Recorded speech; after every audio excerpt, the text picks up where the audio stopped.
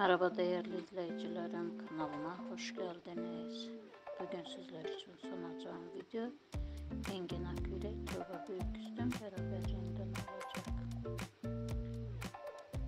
Türkiye'nin en çok izlenen izleyiciler tarafından sevilen Səfirin Qızı serialının başarılı oyuncuları Engin Akgürek, Tuğba Büyüküstün dəvət aldıkları dizide büyük performanslar elde etmişler.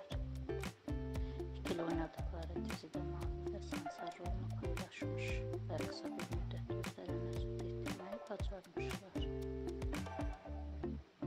Engin Akgürek, Tuğba Büyüküstün tekçe Türkiye'de değil başka ülkelerde de sevilmekte devam ediyor. Tuğba Büyüküstün iki çocuk annesi olmasına bakmayarak güzelliğine güzellik katmakta devam ediyor. İkilinin en güzel en son fotoğrafını video kalan sizlere sunmakta devam ediyorum.